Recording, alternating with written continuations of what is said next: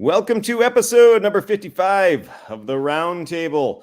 This is the Tim Lincecum episode of the podcast, or maybe Minutemen. I don't know if we got some indie rock fans here, but I'm Grant Brisby here at Anna McCullough, Marc Carrig, and we are joined today, very, very special guest, Evan Drellich. How you doing? We'll start with Evan. Evan, how you doing? I'm doing very well, Grant. Thank you so much for having me. Yeah, absolutely. Marc, how you doing? Evan, you look fit. Are you fit? I'm trying to be. Man, you looking like you're fit and trim, man. Like you're in fighting weight. I'm working on it. See me at the winter meetings. Okay. So I like what I see right now on the YouTube. Looking good. I feel like shit, Grant. I've been I have barely slept. I spent the night at Newark Airport from like 9 o'clock in the morning until they banged my flight to Nashville at I don't know, it was at 3:30 in the morning. I spent another 2 hours trying to find any other flight out of the New York area to Nashville. I even entertained flying something like Spirit Airlines. Like I would have done anything. I was looking at Greyhounds, nothing. So here I am. There wasn't a train? Things are swell. Huh? There wasn't a train? No, it wasn't. Not that I saw. What about a kindly polka troupe heading there for Christmas? If you've done that. Oh, that's from the movie, right? Was that Gus Walensky? What was his name? John Polka Candy. King. Well, Polka King in the Midwest. Has the phrase The polka always, twist. has it always been banged? Like, okay, the game got banged. I at one point thought it was bagged. Did anybody say bagged, or did I just not hear prize? No, that was just adults, not trying to swear in front of you. Right. No, I'm very sensitive. Yeah. It was banged. Yeah. Banged. Gonged used to be a thing. In 50 minutes, I'm going to be on another podcast with Andy Baggerly, who had like the same story. You guys were in the Newark airport at the same time. He's trying to get to Toronto. He had to rent a car, but it's international, so there's all those complications. There's no trains. There's no it's the same thing. It's straight planes, trains, and automobiles. I mean, he's selling curtain rings to make his way to Toronto. So. Yeah, that's a different movie with John Candy, right? Yeah, no, I'm crossing the streams, which is he's also in National Lampoon's Vacation. Yeah, yep. He's in a lot of films. Just you guys want to know. He was also in a very underrated The Great Outdoors, where he uses a lamp to shoot a bear in the butt. Yeah, we are specifically opening this podcast for the commenter under our podcast on Apple. YouTube, who said, the actual baseball content starts and he provided like a YouTube link like 8 minutes in. We're trying to break that record, pal. We see what you're doing. All right, Andy, do you have a roundtable head of the week? Sure. Give me 1 second. Thank you all for the kind words last week while I was at my mini moon after getting married. It was a very nice day. Wonderful weekend. I'm pissed off that I'm back.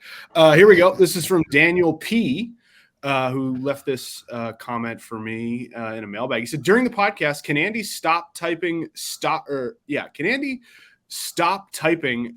eating in the comment section of articles about Alek Manoah as a way to piss off Marc?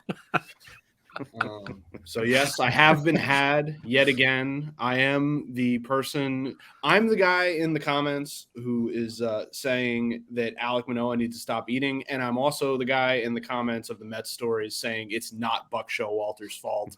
Buck Showalter is not to blame, I believe. I'm that guy. You do that with your real name or your pseudonym? I have a lot of accounts. I'm multi-accounting. I'm like Ali Mshirovich. That's an inside joke. No one will get that unless you're a real poker head. Yeah. Dude, that was bait, Marc. I think that's Buck bait. Look, I don't hate Buck Showalter. I don't hate him. All right, I don't hate him. Let me repeat that. I do not hate Buck Showalter. I have no problem with Buck Showalter. In fact, the couple interactions we have had have been pleasant. He once helped me out a lot for a story that I was writing. I'm fine with him. All right, I do not hate this man. All right. It was a long time ago. That's right, because I've been retired for a while. But look, all right, I don't hate him. All I'm saying is that he can't be absolved of any blame when a team underachieves as badly. That's all I'm saying. I'm just saying he might not be the genius that everybody says he is. Like they talk about him like he's Bill Walsh. Bill Walsh won Super Bowls. Multiple. Okay? Buck Showalter hasn't done that. Now, is he a good major league manager? Sure. He's fine. All right? Not having a great year, but he's fine. I don't hate Buck Showalter. I just don't worship at his altar. That's it. Who is they? Who is they? Is it Evan? Evan, do you worship at the altar of Buck Showalter? We can get to my Buck Showalter story. Maybe do that in a second, but finish answering Andy's question. Who is they? I mean, why are there columnists in this town that write columns that say that like this is not his fault? Like what the buck?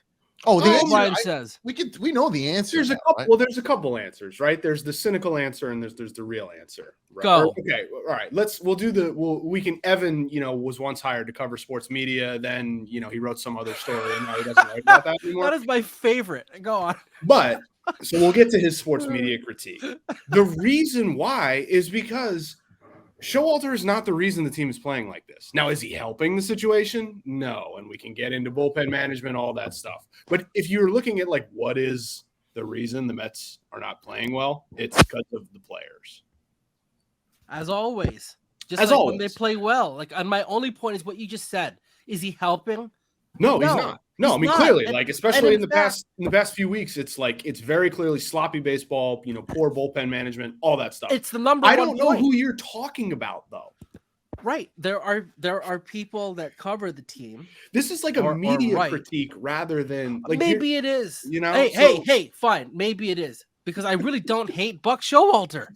Yeah, All right. Like, I mean, it's crazy. Twitter has gotten dumber through the years. It's somehow gotten stupider. All right. Like just any critique of anybody's performance in a public job turns into, oh, you hate this guy. Oh, he took your lunch money. Oh, blah, blah, blah. And it's like, no, he did no such thing. In fact, he's been generous with his time. He's been giving good interviews. Like, it's been fine. I do not hate Buck Showalter. Would you leave a poor review under his podcast? Yeah. Like, I mean, we got to just decide, like, hey, that's the real line. Well, Evan, the good news is you guys know who can replace me next year as the third mic on this podcast. Oh, God. That's right. I think, okay, so I was down there with Andy in spring training this year, right at the first few days, right? I think it was the day my book came out. I have a book out. Go pick it up. Wait, you wrote a book? We were at Mets camp. I don't know. Did you do that on purpose? You didn't? No, that's just you're. It just rolled out. He's a gem, man. Listen. I used to do radio. That made me burst out loud. Holy. And crap. you see Buck in this media scrum setting, right? His little press conference room down in Florida.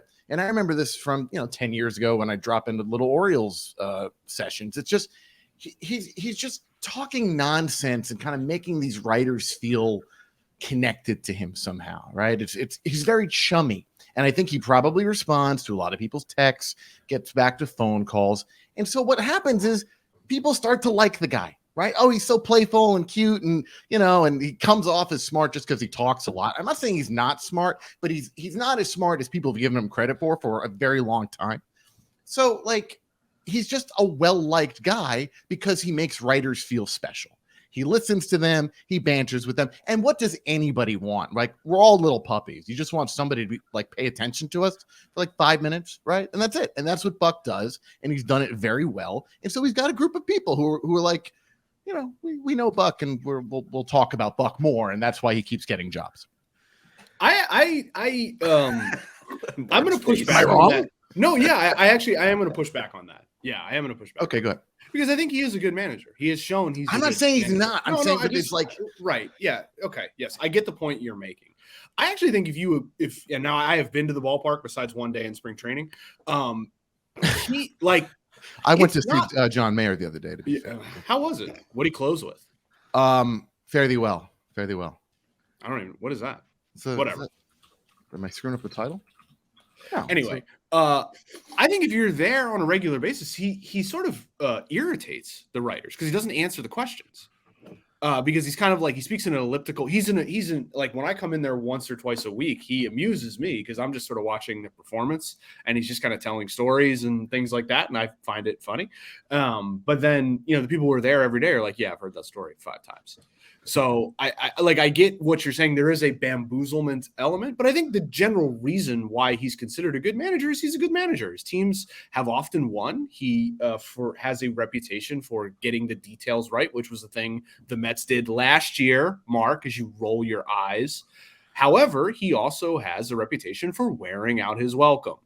Okay. And so this is just kind of the general cycle that he has had at several different stops. It's just accelerated because it's in New York and because he's managing a $450 million team that happens to not be playing very good baseball. Oh, broke down Palace. I'm sorry. Yeah, fine. I don't totally disagree with that. I think he's developed a bit of a cult of personality, and that's why the media coverage around him just kind of gets out of line with the reality of him. But the other thing is, I feel like he's getting drilled every day by the beat writers. I think lately he has been. I think lately he has been. Yeah, because it's become more obvious that the team is playing sloppy baseball, not just losing, but like making errors, running into outs, and the bullpen management lacks the classic urgency versus orthodoxy debate. He has not displayed the proper urgency, which if you've been managing for a long time, you probably don't feel that in June because it's June. But there's also just certain concepts of like when you should use your best reliever, inning versus spot in the lineup that he clearly remains, orthodoxical on, if that is a word. And so, yeah, there's clear problems there.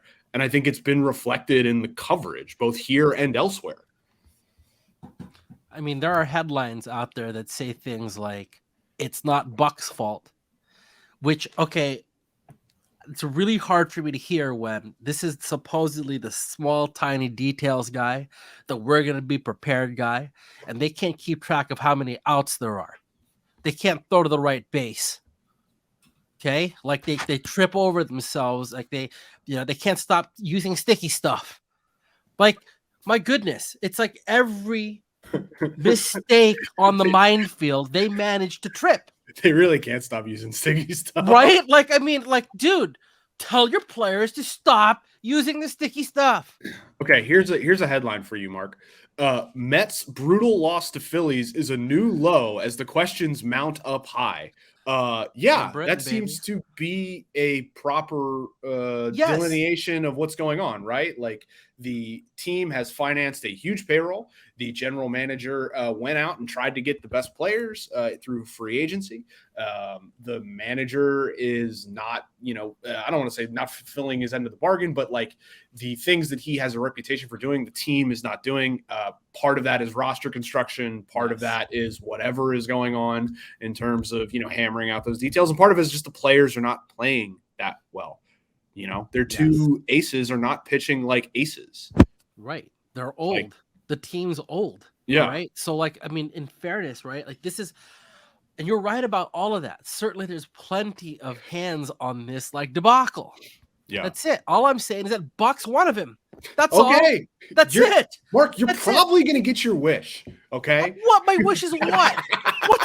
My wish is to be on a plane in Nashville. People to lose their jobs. That was my wish. What's wrong with you? This guy's got a family to feed. I don't want him to lose his job. I just want my seat on the plane to Nashville United Airlines. That's all I wanted. Yeah. That's all I wanted. Instead, I'm sitting here listening to your nonsense and staring at fit and trim Evan Drellich.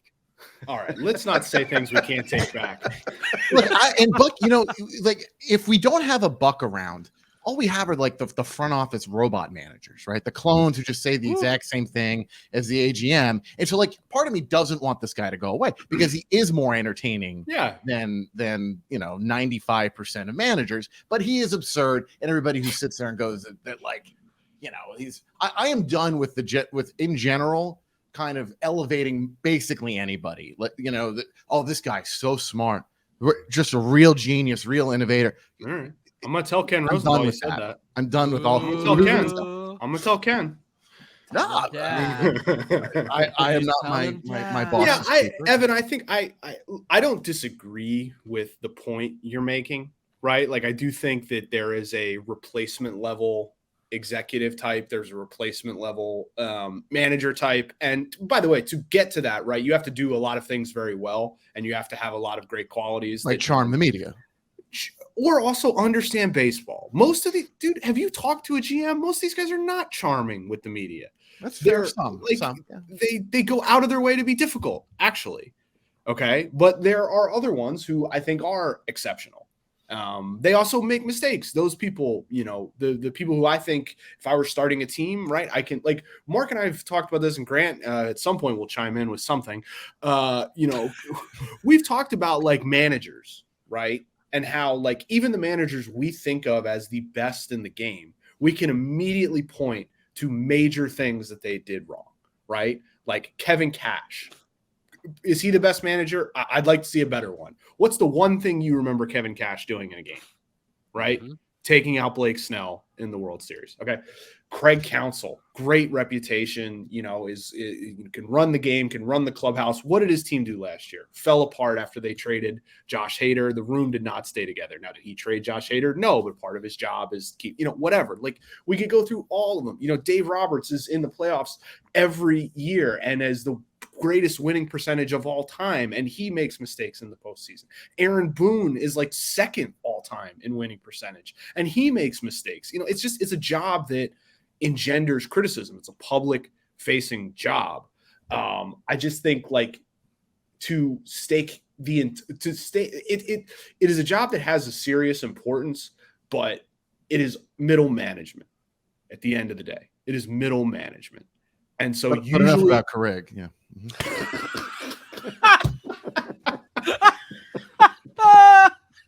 And so usually the responsibility, right, is either the person above the middle manager or the people who are being managed by the middle manager. Grant, are you with me? I would just like to announce that I have now thought about Buck Showalter twice as much in my life as I had before this podcast. Like I don't study managers. You know what I mean? Like if it's not Bruce Bochy or if it's not Gabe Kaplan or it's not part of my job, like I look at Dave Roberts and I say, he must be doing something right. Like they're always good. Unless they're screwing up right in front of me, I just assume that, yeah, they're kind of, there's a replacement level, and then there's like you get to make fun of this player level or this manager level. Like I don't think that there's a genius level necessarily. Maybe there are some, I don't know. I just don't think about managers that much. And so when I look at the Mets, I think, yeah, Verlander and Scherzer, they're like 80 years worth of pitcher and they're not pitching well. And wow, Jeff McNeil, where did his power go? Starling Marte, where did his power go? That's how I think of things.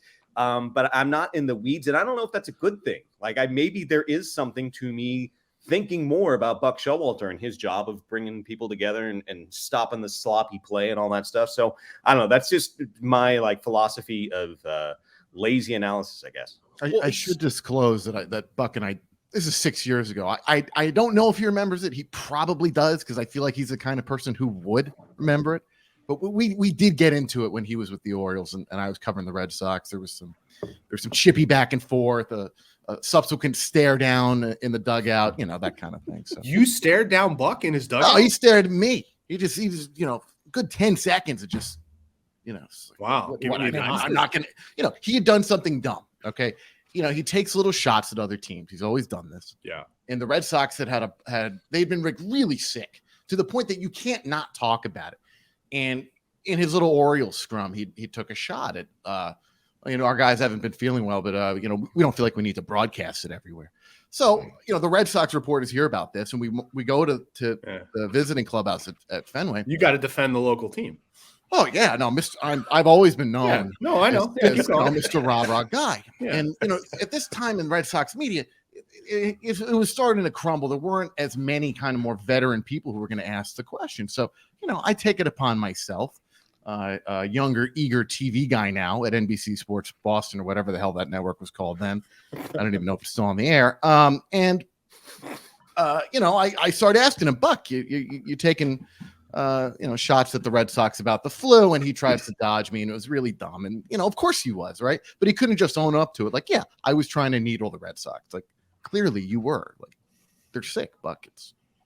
It happens. It's tired, isn't it? Right. I'm over it, but I'm no, but he's been tired like this for a while, and he did it the other day.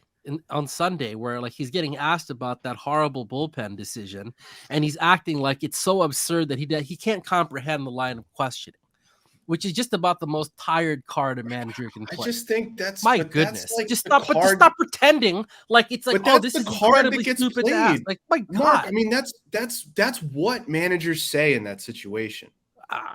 That's just what gets said.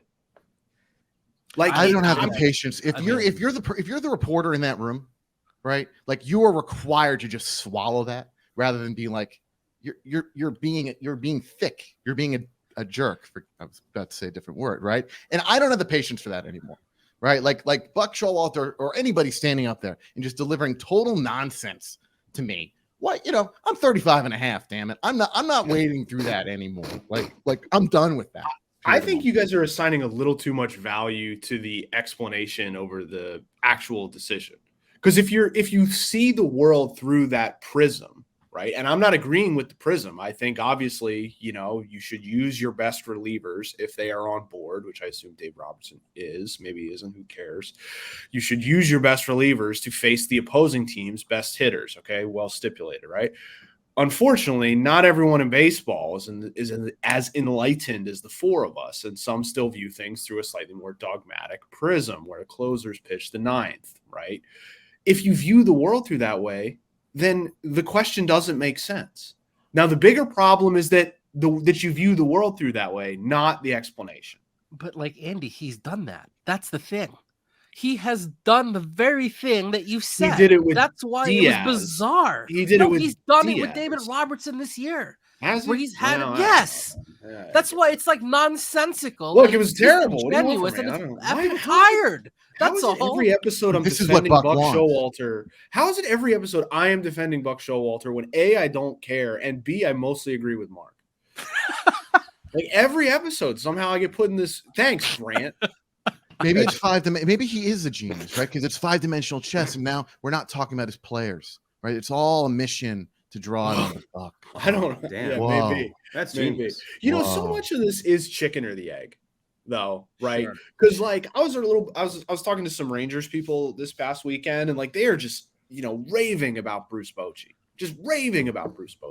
right? And Bruce Bochy is like a Hall of Fame manager, probably. I don't know. He's won 3 World Series, but if you think of, was Bruce Bochy considered a genius tactician? Maybe in his time, but not among the current set of reporters, who'd seen him in the later stages. But what does he provide? He provides a steady presence. He provides, calmness. He provides all the things that sound really great when your team is winning.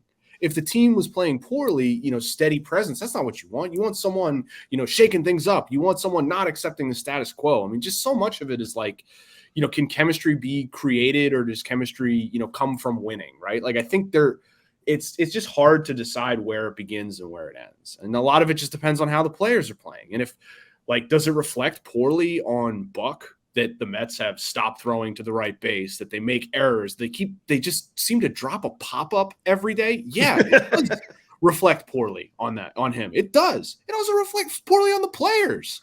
Learn how to call off the shortstop. You've been an outfielder for your whole life. I think this is a topic for another day, but why is a manager responsible for a player's focus on a defensive play, right? Is it the manager? We shouldn't break this down. I'm sure we got other topics, right? But isn't that an interesting concept? This is the manager's fault that this guy forgot to move his glove an inch. I think in this particular case, when one has built their entire brand he's do it again. on these little things, then of course, new bell. You know, I deserve that. As a middle manager, I deserve that. Well, okay. I think we've talked plenty, Buck.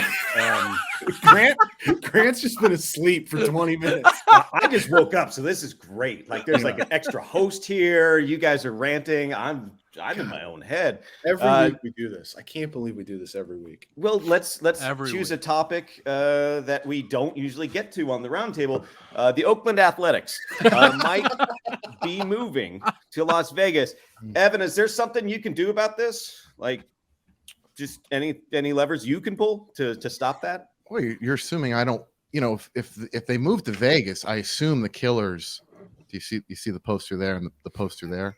I assume the Killers who are from Las Vegas will play frequently, and this might give me an opportunity to see the Killers more. So I don't know if the premise is correct that I want to prevent it, but no, the only people who could do something are the owners, and to date we don't have any evidence that they wouldn't want to do it, except for the very basic logic of why would you want to move a team to such a small market and also create another perpetual revenue sharing recipient with the smallest stadium of any state. Besides logic, no, I don't know that I can. Well, so what is the explanation then for why the Major League Baseball is basically not standing in the way of this?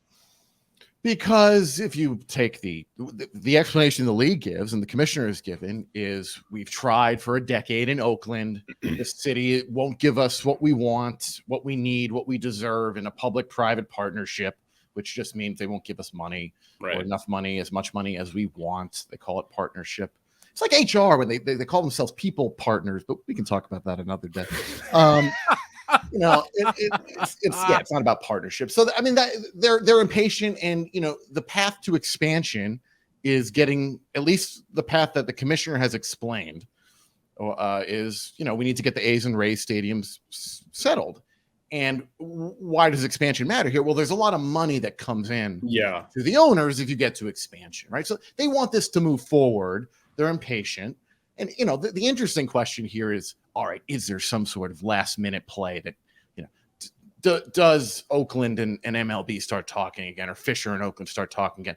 Is there a contingent of owners that say, you know what, we really don't want this? But to this point, we have no belief that that's going to happen. So the idea is just you take the hit in that, you move out of the bigger market into the smaller market with the idea that you open up, Nashville and Salt Lake City, or Nashville and Charlotte, or Nashville and whatever, right? And that's a net gain for the 30 owners. Yeah, and I wanted to, one of the questions I wanted to ask at the most recent owners meetings, but didn't get to, and I don't know that he would have answered it at this point, is, well, if they leave Oakland, you could always try to move back to Oakland at some point. That maybe there's some perverse world where Oakland is a more valuable expansion market than it is, that you could maybe charge more for Oakland than you could charge for Vegas in expansion. I don't know. I mean, that I'm purely speculating. I have no idea that they would want to go back to Oakland later on. But yeah, I think the goal of getting public money for stadiums is something that they're trying to achieve in a lot of different markets right now, even if it's just renovations. They're trying to do it in Milwaukee. They're trying to do it in Arizona. And we're going to arrive at this new round of trying to get full new stadiums. You're going to see a whole other round of that in the next, 10, 20 years here. And I think being able to secure whatever, $380 million from Las Vegas, that's part of their goals. That's part of what Rob Manfred tries to do. And other owners appreciate that, right? Because it keeps the precedent going of we're having somebody else pay for our stadium. You brought up a second team potentially, or an expansion team in Oakland, but I'm curious, Evan. I mean, is there a world in which there's just a second team in the Bay Area, because it's such a big market, and whether it's in Oakland or San Jose, which obviously there's the complication of the Giants and the territorial rights or whatever, but it's a big market. Right, like the Bay Area is a big enough market to potentially support too, especially if the alternative is, what is it? What's Vegas, the 42nd ranked market in the country or whatever, something like that. So 40th something, yeah. So I don't know, is that feasible at all in your mind, or is that just so complicated? You got to talk to the Giants, right? They're being. I don't have the map in front of me, but clearly they're being. They are leveraging their territorial rights to the maximum ability that they can, and. Why they would back off of that. I don't even think like I'm in my head. Well, could there be an owner vote that could change that? I don't know. I'd have to pull up the Constitution if I even have an updated one, because they keep that stuff pretty, under lock and chain. That's the kind of thing that, like, if the other owners tried to tell the Giants, no, you've got to change your territorial rights, you could have a lawsuit, right? The Giants could. I mean, we've already seen lawsuits between a city and a team over this, but you could have teams suing the commissioner's office. It's when you have something and you have a right, and the right is worth a lot of money, anybody trying to change it's going to be a real hassle. But what if that right is what's standing in the way of them getting to their 32 teams? Like, wouldn't they conceivably face pressure from the other owners to like actually waive those if that's what was standing in the way of getting to the promised land, which is 32? You can reshape everything. Everything's balanced. All the money flowing into the sport from 2 extra franchises, that sort of thing. I mean, is there a situation where that could happen, Evan? If you're saying would I grab my popcorn and be interested to watch the owners fight for years over territorial rights? Absolutely, yes. But I don't think that we know there are other cities they could expand to, right? Like if that was clearly going to take a huge amount of time to resolve. But I wish I need to know a little bit more about that process. It is possible, theoretically, that maybe an owner vote would be able to remap it. I just don't know. That to me, instinctually, that's wrong. I wish I had prepped that before coming here. I didn't. I apologize. I think just my finger a little bit on the pulse of the area. If the A's are gone, they're gone, and it's going to be the Giants market. This is a market that is used to having just one team, whether it's the Sharks or the Warriors. It's a big market. At the same time, generally fine with just one team, the Niners now. I think that's just how it's going to be.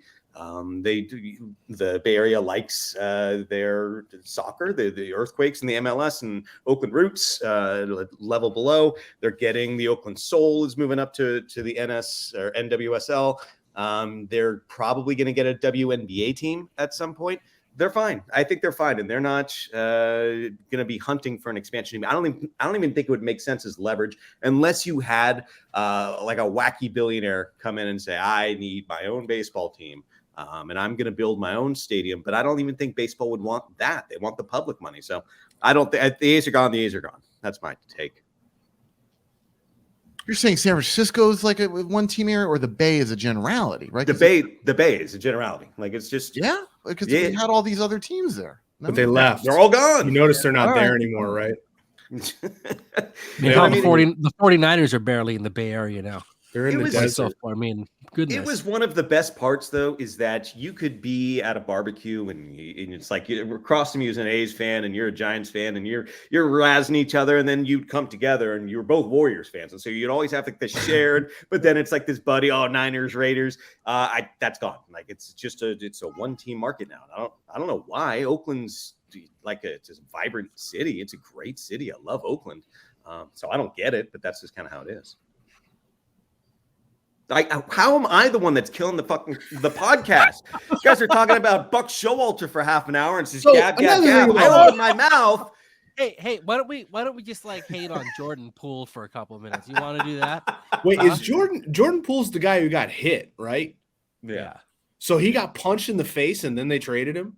Correct. He was a maddening player to watch. Yes. I'm trying to think of a baseball comp, but like just a ultra talented guy. Maddening to watch. Just every so often his brain would like blow a every fuse annoying and just, quality. Yeah, it's just wild. But Chris Paul is not easy on the eyes for Warriors fans, certainly. So we shall see. Yeah, welcome to Warriors Roundtable. I'll say this for A's fans. I think if you were to rank things that could potentially stop the move, like the Yankees or other big market teams are probably your best bet. If you had enough large market teams that were like, screw this, I'm not propping up this team for the next 50 years or 30 years. There's no reason to take a team that is in a market that should be a revenue sharing contributor to recipient. I think that would be that doesn't mean they necessarily would end up staying in Oakland at that point, but you could have teams say, I'm sorry, we're not allowing you to go to Vegas. You got to go to a different market or something like that. So you probably have much more information than I do, or a much better answer for this. But how much does the idea of legalized gambling and baseball playing footsie with gambling, how much does that tie into the move? Because to me, when I'm looking at baseball and gambling, it's as of right now, it's like DraftKings. It's not necessarily tethered to Vegas. I think that's a very old-timey way to look at it. Like gambling's national. It's not just in one central area. But how much is that a part of this? Do they want a foothold in Vegas for that reason? I'm sure it wouldn't hurt. One interesting perspective was shared with me about, well, would the casinos want it? And with the The Raiders, they play what? They have 8 home games? 8 or 9. So that's not taking people out of the casinos for a long period of time. 81 home dates for a baseball game, there is some sort of balance between a number of attractions in Vegas and keeping the people inside the casino to keep gambling. And who is going to be going to these 81 games? One of the things that the Jeremy Aguero, for the record, for anybody who watched it, yes. This A's consultant who was doing a lot of the talking along with the Chamber of Commerce fellow from Las Vegas. One of the things he kept talking about is how many people are going to come to Vegas to watch this team specifically. And I'm just skeptical of that, as I think a lot of people should be, that the A's are going to be the draw. The reason that somebody plans a trip to Las Vegas doesn't quite compute with me.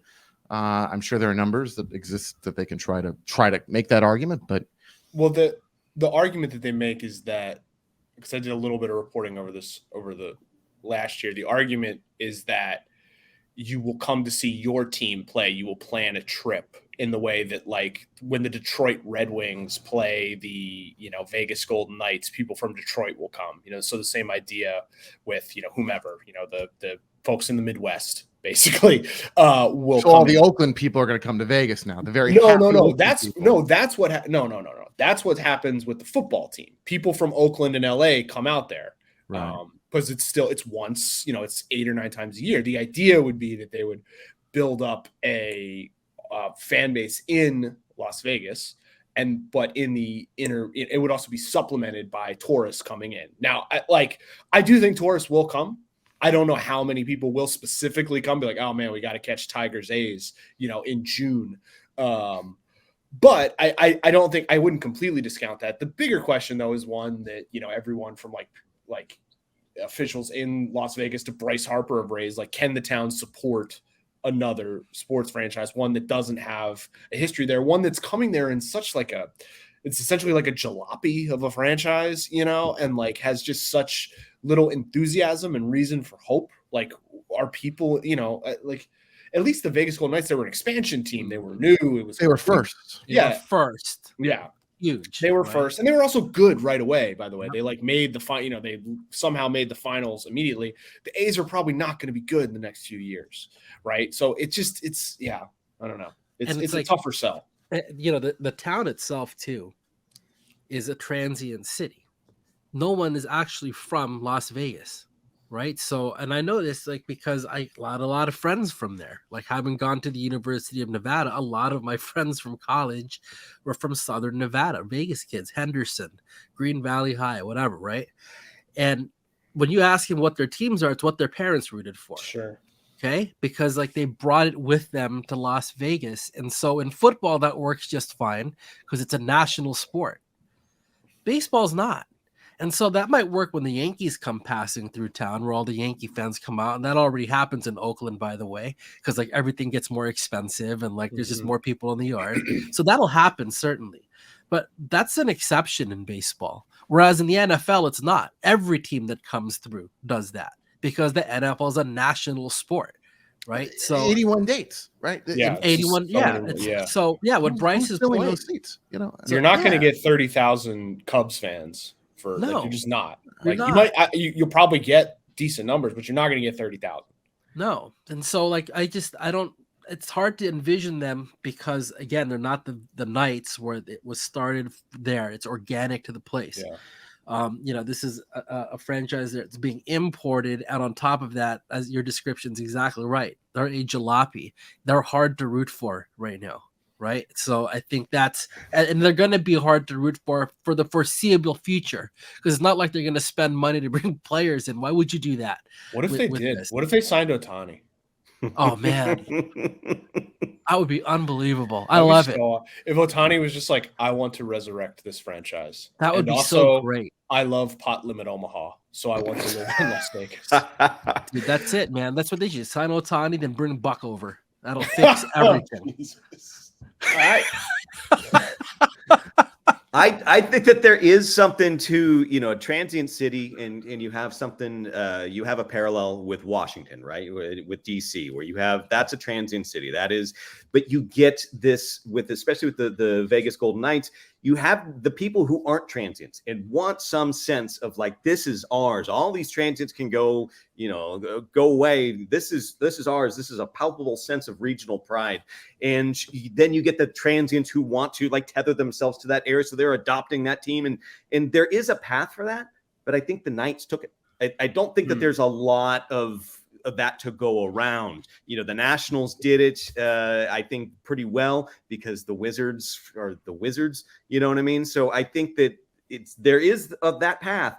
But I think for 81 days, when you've already got an NHL team that plays a ton of games in a better kind of climate, I just think that path is gone. Well, also remember how bad the Nationals were for quite some time. Yeah. I mean, the first 6 years of their existence, right? Like they were, I don't know if they were in last place, but they certainly weren't in the playoffs, not until 2012. And then they obviously built up a pretty, commendable decade from there. So like it takes for quite a while. And the sport, it's gotten harder to do that. It's just harder and harder. Tanking is less fruitful. There's more measures against it, and the opposing teams are smarter. You can't just pick off, things like all the things that the A's did well 10 years ago. A bunch of other teams do well now too. They're so far behind. Like it's just, I don't know. It's there. I think there is a path, but it's a lot thornier than it used to be. And you are right that I think Las Vegas is a real sports town. I think it's, they can certainly support a baseball team. I just don't know if they would want to support the Oakland Athletics as currently constructed. Yeah, you put a winner anywhere, people will show up, right? Mm-hmm. It almost becomes beyond, okay, there are going to be seasons where you're not winning, and then you go beyond the honeymoon period to the first 3 years when it's all shiny and new, and you got the corporate people buying all the seats and, giving out the tickets to their clients. Like first 3-5 years, I'm sure it'd be fine. But then, what happens? If they're not winning, if they have down seasons, you got a 30,000 seat stadium, it's not full. And then it's just another drag on from a big market team perspective, the big market teams. Evan, did you enjoy the commissioner's comments about the reverse boycott? So much. Yeah. Look how much content I got out of it, right? That's the cynical. I wrote a column on that the day of your wedding. I sat in my hotel in Philadelphia and for hours, didn't go outside in the sun. So all these different bridal parties going by in the lobby of the Notary Hotel in Philadelphia and was just writing a column about Rob Manfred. Right? I had a better day. Yeah. I had a better day. Yeah. I guess I'm probably in the wrong. I just find him funny. Grant. It's just funny. Like it's funny. I thought the stuff he said. I thought the stuff he said about Pride Night was really. I did not care for that. I thought that really missed the mark. And so I don't want to conflate two issues. I think that was pretty gross. I do think but it was also part and parcel for his method of speaking, right? He is a labor attorney. Yeah, but there are labor. Listen. There are labor attorneys Silver, I believe, was an attorney. I don't know if he's a labor attorney. Goodell, I believe, was a labor lawyer. I mean, you can be a labor lawyer, a trained fighter, and not always fight. And I agree with you as well that there is an entertainment to this. Like I sit there and go man, whoa, this guy is. He's done it again. Yeah, what is this guy not willing to say?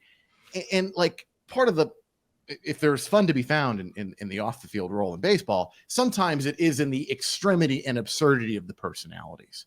Just they can almost be caricatures of themselves sometimes. So yeah, it is almost just what a shot.